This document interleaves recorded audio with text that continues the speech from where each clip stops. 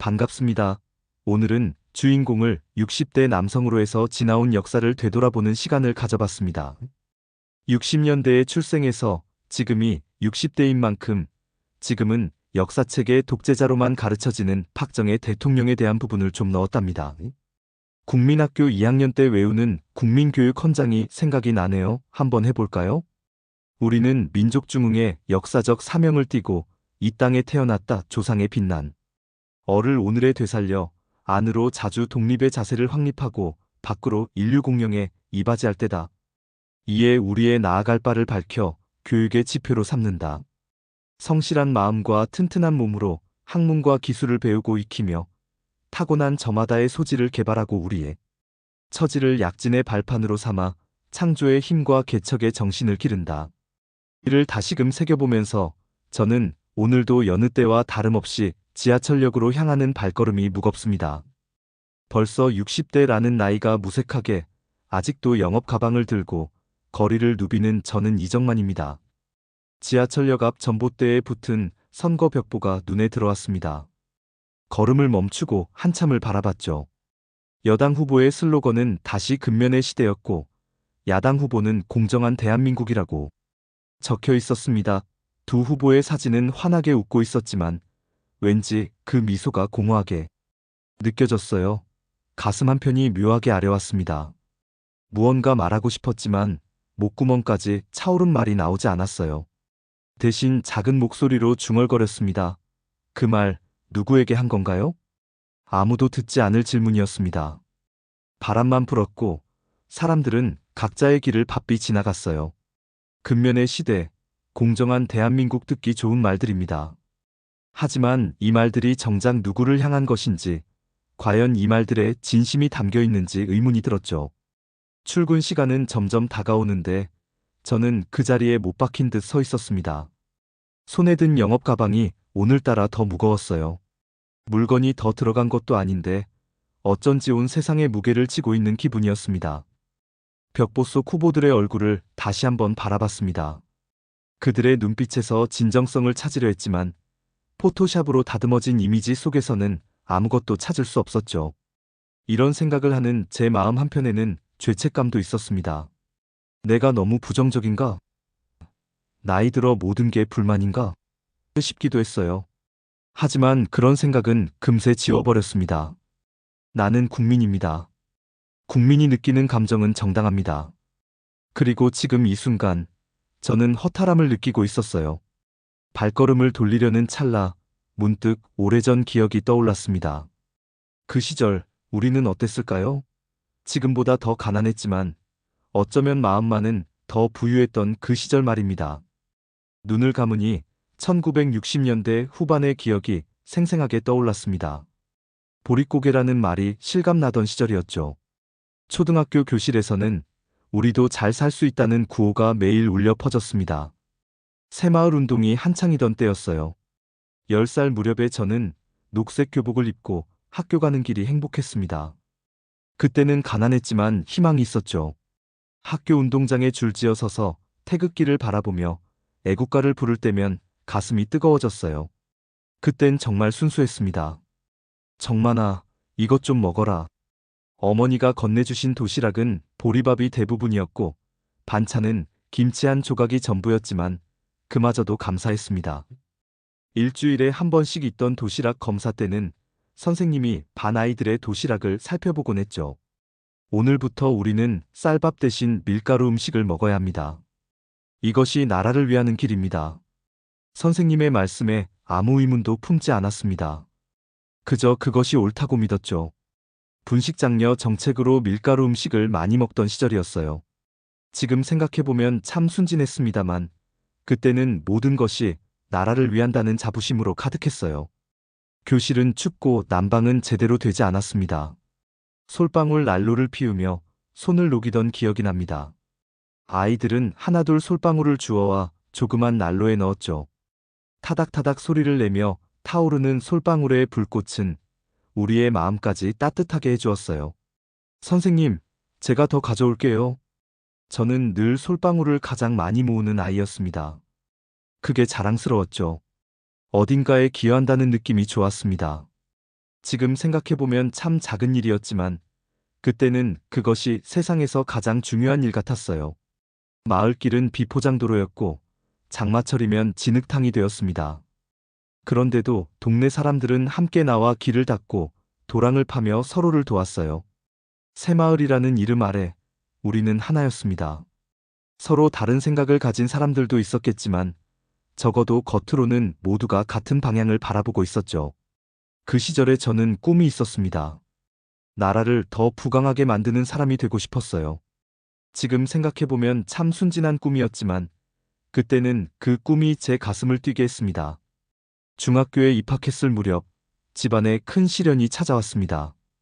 아버지가 위암 판정을 받으셨죠. 갑작스러운 일이었어요. 하루아침에 우리 가정의 기둥이 무너지는 기분이었습니다. 아버지, 괜찮으세요? 병원 침대에 누워 계신 아버지의 얼굴은 백지장처럼 창백했습니다. 한평생 가족을 위해 일하셨던 그 강인한 아버지가 이렇게 약해질 수 있다는 사실이 믿기지 않았어요. 그때 어머니는 항상 눈물을 참으셨습니다. 저희 앞에서는 결코 울지 않으셨죠. 울지 마라, 정만아. 남자는 가장 먼저 울고 가장 먼저 참는 법을 배워야 한다. 아버지의 말씀이 가슴에 깊이 새겨졌습니다. 그 말씀대로 저는 병실 화장실에서 혼자 울고 나와서는 씩씩한 척했어요. 어린 나이에 강해지는 법을 배웠습니다. 그해 1974년 8월 나라에도 큰 슬픔이 닥쳤습니다. 유경수 여사 서거 소식을 들었죠. 온 국민이 충격에 빠진 그날 우연히도 아버지의 상태가 급격히 나빠졌습니다. 텔레비전에서는 장례 행렬이 이어졌고 저희 집에서는 아버지의 신음소리가 이어졌어요. 정만아, 너는 강해져야 한다. 아버지의 마지막 말씀이었습니다. 그날 밤 아버지는 눈을 감으셨어요. 14살 소년의 어깨에 가장이라는 무게가 갑자기 내려앉았습니다. 국가의 슬픔과 가정의 슬픔이 겹치니 더 견디기 힘들었어요. 장례를 치르는 내내 저는 국민이라는 단어에 대해 생각했습니다. 국민은 언제나 참아야 하는 존재인가요? 국민은 늘 견뎌야만 하는 걸까요? 어머니는 말없이 제 손을 잡아주셨지만 그 눈빛에서 같은 질문을 읽을 수 있었습니다. 학교에 돌아가자 선생님은 저를 불러 위로해 주셨습니다. 정만이 힘들지? 하지만 넌 이겨낼 거야. 우리 국민은 언제나 그래왔으니까. 그 말에 고개를 끄덕였지만 마음은 복잡했습니다. 국민이라는 단어가 때로는 위로가 되기도 했지만 때로는 또 다른 짐처럼 느껴졌어요. 그래도 저는 국민의 한 사람으로서 묵묵히 제 역할을 해나갔습니다. 아버지가 떠난 빈자리를 채우기 위해 신문 배달을 시작했습니다. 새벽에 일어나 동네 구석구석을 누비며 신문을 돌렸죠. 손은 얼었지만 책임감은 뜨거웠습니다. 이게 바로 국민의 의무구나라고 생각했어요. 1979년 10월 26일, 그날은 제 인생에서 잊을 수 없는 날이 되었습니다. 고등학교 3학년 예비고사를 20일 앞둔 시점이었죠. 복도를 지나가던 중 갑자기 교내 방송이 울려 퍼졌습니다. 전 국민에게 알립니다. 오늘 밤 대통령께서. 순간 교실이 얼어붙었습니다. 박정희 대통령이 서거했다는 소식이었어요. 모두가 충격에 빠졌죠. 어떤 친구들은 울음을 터뜨렸고 어떤 친구들은 말없이 고개를 숙였습니다. 그날 오후 수업은 모두 취소되었어요. 하지만 저희에게는 예비고사라는 큰 산이 기다리고 있었습니다. 잠시 후 교감 선생님이 교실에 들어오셨죠. 여러분, 나라에 큰일이 있었지만 우리의 생활은 계속되어야 합니다. 내일부터 정상 등교합니다. 그날 저녁 집으로 돌아가는 길은 유난히 적막했습니다. 거리에는 사람들이 모여 이야기를 나누고 있었지만 그 목소리도 평소보다 작았어요. 마치 누군가 듣고 있을까 두려워하는 것처럼 말입니다. 다음 날 예정대로 교련 시간이 있었습니다. 교련복을 입고 운동장에 줄을 맞춰 선 저희들의 표정은 무거웠죠. 행군을 하며 제 머릿속에는 복잡한 생각이 맴돌았습니다. 이제 나라는 어떻게 될까? 내 미래는? 누가 새로운 대통령이 될까? 하지만 이내 그런 생각을 접었습니다. 지금 제가 할 수 있는 일은 목표를 향해 묵묵히 나아가는 것뿐이라고 생각했거든요. 좌우 맞춰. 앞으로 나아가. 구령에 맞춰 발을 내딛는 동안 저는 문득 깨달았습니다. 누가 되든 국민은 또 일해야 한다는 사실을요. 그것이 우리의 숙명처럼 느껴졌습니다. 집으로 돌아오는 길, 텔레비전 가게 앞에 사람들이 모여 뉴스를 보고 있었어요. 새 정부가 들어선다는 소식이었죠. 어머니는 집에서 저를 기다리고 계셨습니다. 정만아, 세상이 어떻게 변하든 너는 내 길을 가야 해. 그 말씀이 오늘까지도 제 가슴에 깊이 새겨져 있습니다. 예비고사를 치르는 동안에도, 대학에 진학한 후에도, 그리고 직장인이 되어서도 저는 그 말을 되새겼습니다. 세상이 어떻게 변하든 저는 제 길을 걸어왔어요. 그것이 국민으로서의 나의 모습이라고 생각했기 때문입니다. 현재로 돌아왔습니다. 퇴근 후 거실에 앉아 텔레비전을 켰습니다. 요즘은 선거철이라 어느 채널을 틀어도 정치 뉴스뿐이에요. 오늘도 여야 패널들이 나와 격렬한 토론을 벌이고 있었죠. 여당 후보의 경제 정책은 완전히 실패한 정책의 반복에 불과합니다. 야당은 항상 비판만 하죠. 대안이 있습니까? 없잖아요. 화면 속 사람들은 서로를 향해 고성을 지르고 있었습니다. 상대의 말이 끝나기도 전에 말을 자르고 자기 주장만 반복했어요. 그들의 목소리가 점점 커질수록 제 가슴은 답답해졌습니다. 마치 누군가가 제 목을 조이는 것 같았어요. 손이 떨리기 시작했습니다.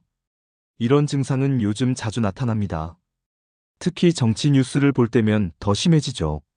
의사는 스트레스성 증상이라고 했습니다만 저는 알고 있었어요. 이건 단순한 스트레스가 아니라 분노였습니다.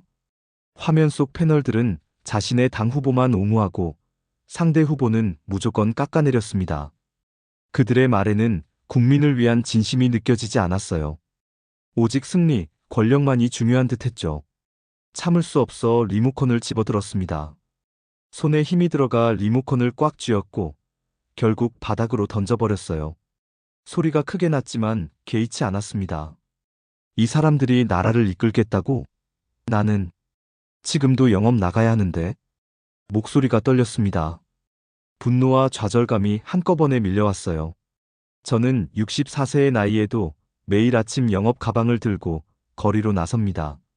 한 달 실적을 채우기 위해 발에 땀이 날 때까지 걷죠. 그런데 이 정치인들은 무엇을 하고 있나요? 서로 헐뜯고 국민은 안중에도 없어 보입니다. 아내 민수기가 부엌에서 나와 저를 걱정스럽게 바라봤습니다. 저의 상태를 알아차린 것 같았어요. 민수기는 조용히 제 옆에 앉아 손을 잡아주었습니다. 괜찮아요? 민수기의 질문에 고개를 저었습니다. 괜찮지 않았어요. 가슴이 너무 아팠습니다. 이런 마음은 저 혼자만의 것이 아니라는 걸 알고 있었죠. 당신만 그런 게 아니야. 요즘 손님들도 정치 얘기 나오면 욕부터 해. 내가 보기에 요즘 정치가 사람을 병들게 하는 것 같아. 민수기의 작은 분식집에 오는 손님들 이야기였습니다. 그 말에 고개를 끄덕였어요. 세상 사람들이 다 같은 마음이었습니다. 갑자기 가슴이 터질 것 같아 손으로 세게 내리쳤습니다. 나는 뉴스 볼 때마다 심장이 조이고 손이 떨려. 국민이 심장마비로 죽겠다니까. 저 뻔뻔한 자기 합리화들 보면 치가 떨려. 목소리가 흔들렸습니다. 왜 이렇게 화가 나는지, 왜 이렇게 아픈지 스스로도 이해하기 어려웠어요. 민수기는 말없이 제 등을 토닥였습니다. 그 손길이 위로가 되었지만 마음 한편의 분노는 쉽게 사그라들지 않았죠. 정치는 국민을 살려야지, 국민을 죽이지 말아야지. 제 말에 민수기도 깊이 공감하는 눈치였습니다. 우리 부부는 평생을 성실하게 살아왔어요. 세금도 꼬박꼬박 냈고 법도 잘 지켰습니다. 그런데 이렇게 배신감을 느끼는 건 왜일까요? 창밖을 바라보니 어둠이 내리고 있었습니다. 거리에는 사람들이 바삐 움직이고 있었어요. 모두 각자의 삶을 살아가고 있겠죠. 그들도 저와 같은 마음일까요? 가슴 한편이 무겁고 답답할까요? 옛날에는 정치인들이 좀 더 국민을 생각했던 것 같아.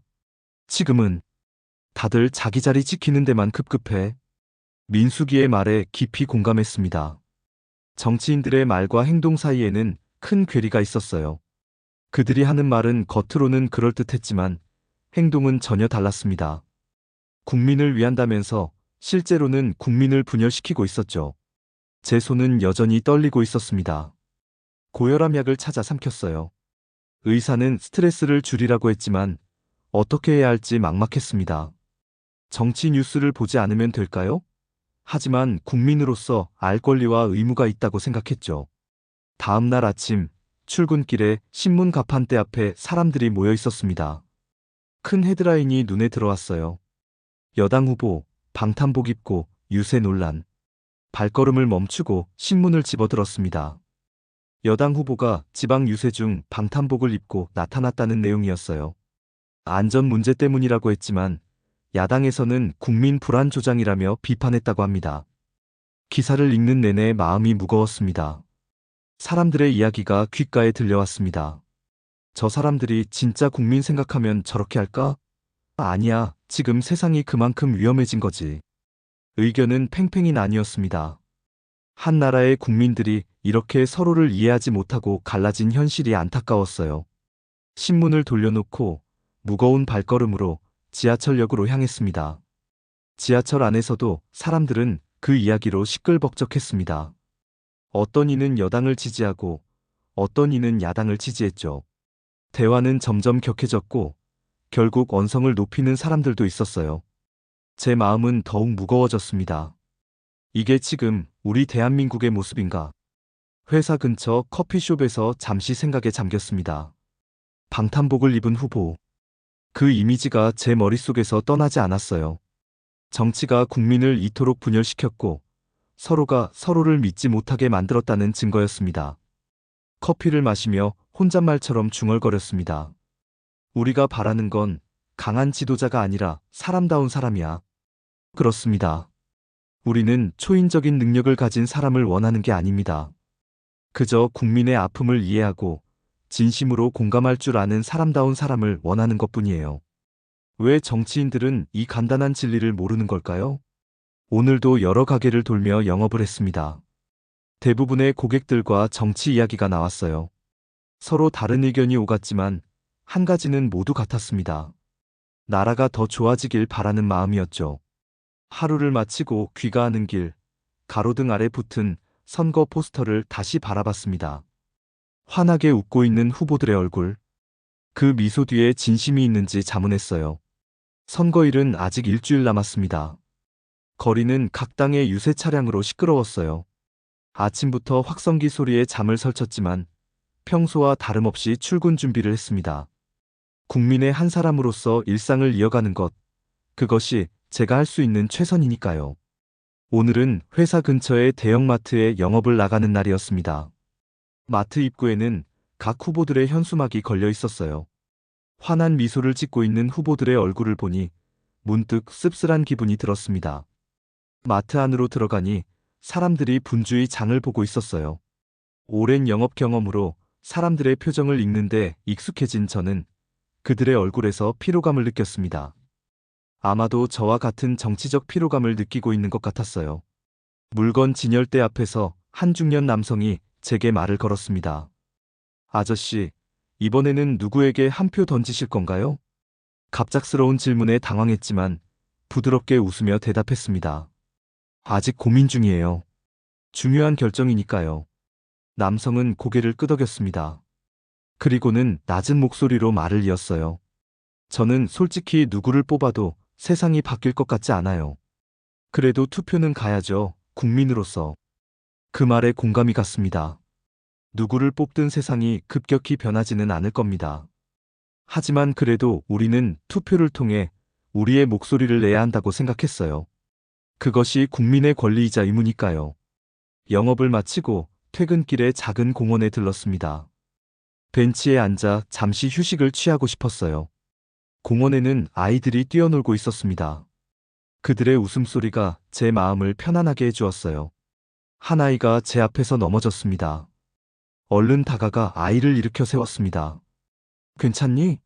다친 데는 없어? 아이는 눈물을 그렁그렁 매달고 고개를 저었습니다. 무릎이 살짝 긁혔지만 다행히 큰 상처는 아니었어요. 아이의 어머니가 달려와 감사의 인사를 했습니다. 감사합니다. 요즘 같은 세상에 남의 아이에게 관심 가져주시는 분이 드물어서요. 그 말이 마음에 와닿았습니다. 요즘 같은 세상, 우리는 서로에게 너무 무관심해진 걸까요? 정치적 갈등이 우리 사회의 따뜻함을 빼앗아간 것은 아닐까요?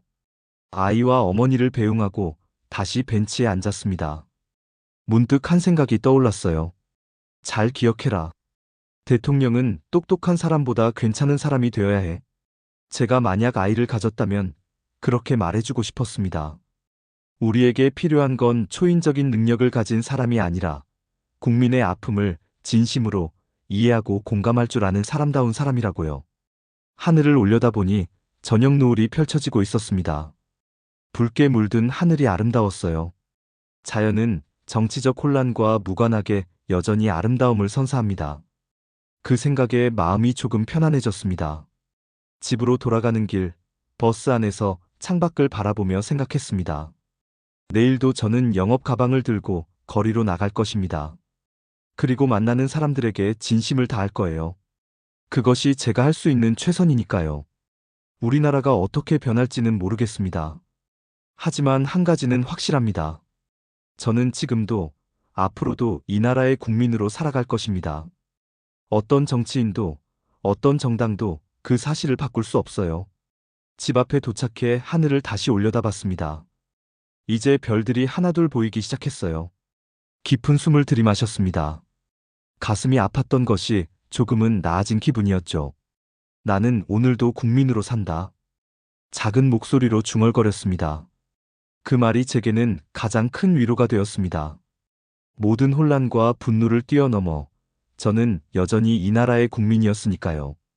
그리고 그것은 누구도 빼앗을 수 없는 제 자부심이었습니다. 아파트 계단을 오르며 생각했습니다. 정치인들은 오고 가지만 국민은 남는다는 것을요. 그리고 국민의 힘은 결국 모든 것을 이겨낼 것이라는 희망을 가슴에 품었습니다. 선거가 끝나도 그 후에도 저는 여전히 이 나라의 국민으로 살아갈 것입니다. 지금까지 들어주셔서 감사드립니다. 구독, 좋아요, 댓글도 부탁드립니다. 내일 찾아뵙겠습니다.